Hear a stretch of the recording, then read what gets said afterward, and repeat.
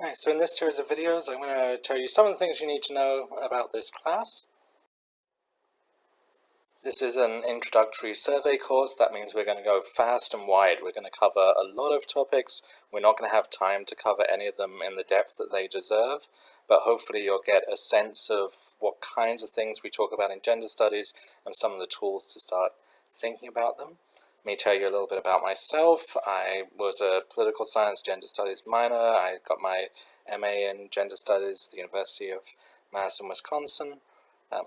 I live here in Terre Haute. I have 2 daughters, a spouse, and my interests are largely in pop culture, so I also teach high-level classes in media, in film, and the presentation of gender. In that, I am queer and genderqueer. My pronouns are they, them, theirs.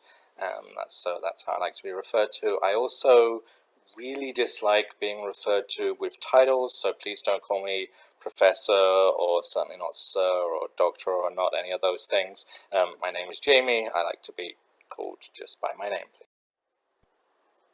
We're going to be reading 4 books for this class. You're also going to be watching lots of films on Netflix and through the library. You can find the books listed under the general info sheets, but the first one we're going to read is Redefining Realness by Janet Mock. You'll need that for next week. If you don't have a copy already, I recommend getting one right away. The bookstore in the past has not ordered enough copies and students have had trouble finding it, so make sure you have time to order that online or whatever if you need to. I do try and keep the cost of the materials down. Total, it shouldn't be more than $100 for the semester, and I hope they're books and films that you will enjoy. We cover a lot of very challenging and potentially triggering material in this course. We're going to be talking about discrimination and hatred and violence that comes with that, sexism, racism, homophobia, all other types of discrimination. We're going to be talking about sexual violence and similar topics. I do my best to let you know in the weekly summaries when we're going to be talking about different things and what's included in which books and which content, which films have what in them, but I'm not perfect at that, so you will come across things that I maybe haven't outlined. This is easier said than done, but I recommend you don't read and watch under stress. Make sure you have plenty of time to process those things. You'll also find under the general info sheets a list of resources on campus that you can talk to try and work those things through, and of course you can always email me to talk about them. I hope that for many people talking about these topics will help us work through them, help us think about them and face them. Please be sensitive with each other. Realize that the stuff we're talking about is very personal to a lot of people, and so be thoughtful about that as we discuss it. And I hope this course can help us address some of these very serious things in ways that help us grow.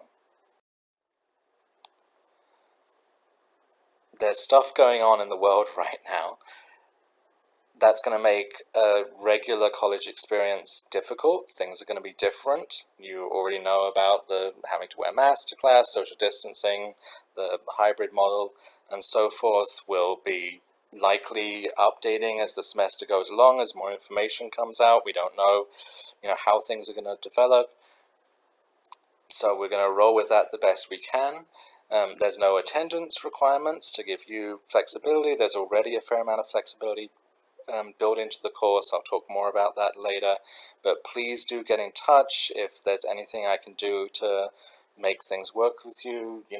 Your health is our priority, and whatever you need, if you are feeling sick at all or whatever, definitely don't come to class.